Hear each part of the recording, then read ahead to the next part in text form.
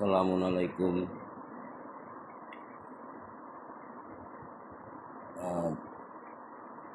৭৫ নম্বর সূরা আল কিয়ামা,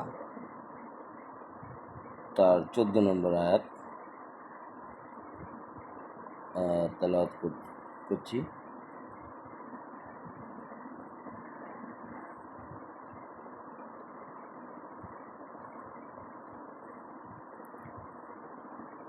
বালিল ইনসানু আলা নাফসিহি বাসীরাত।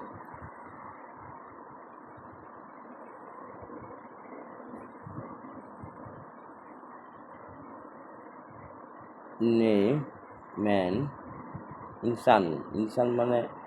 ইনসান মানে মানব জাতি, এগেইনস্ট হিমসেলফ,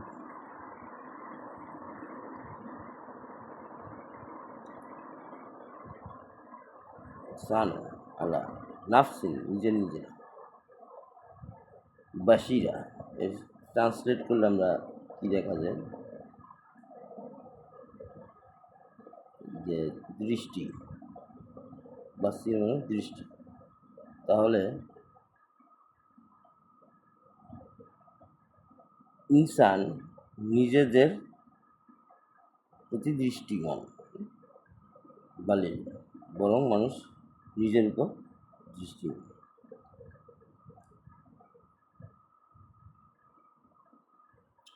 কথা হচ্ছে যে নিজের উপর দৃষ্টিমান মানে কি, যে বরং মানুষ নিজেই তার নিজের উপর চক্ষুষ মানে।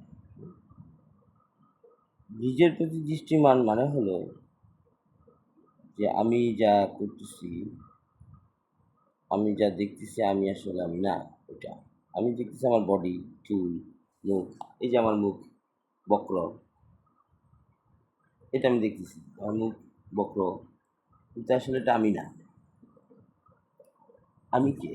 আমি হলো আমার আত্মা বা আমার চেতনা। সেই আত্মাতে প্রশ্ন করলে বোঝা যায় যে আমি আসলে কে। আমি হলাম চরম পাপে জর্জরিত একজন সত্তা।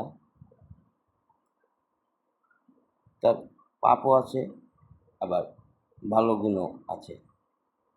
এখন পাপের অংশটা কি বেশি নাকি কম, এটা নিজেকে প্রশ্ন করলে বোঝা যাবে।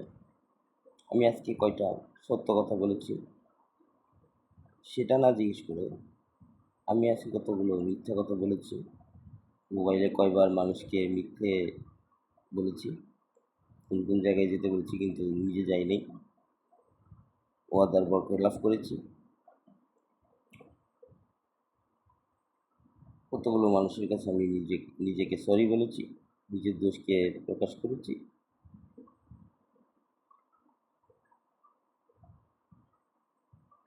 এটা হচ্ছে আমার আত্মা। আমার বডি যাই হোক না কেন, এই বডির চালক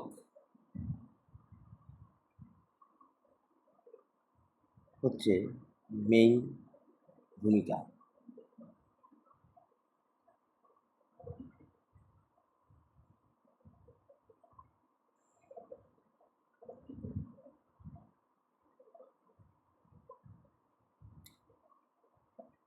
পঁচাত্তরের 13 নম্বর আয়াত দেখেন, সেদিন মানুষকে অবহিত করা হবে কি সে অগ্রে পাঠিয়েছিল এবং পশ্চাদে পাঠিয়েছিল বা পশ্চাতে রেখে গেছে, এটাই বলি।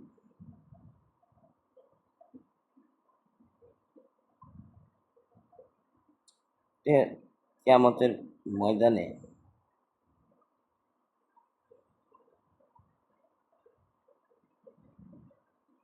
জিজ্ঞেস করা হচ্ছে, যে দেখানো হচ্ছে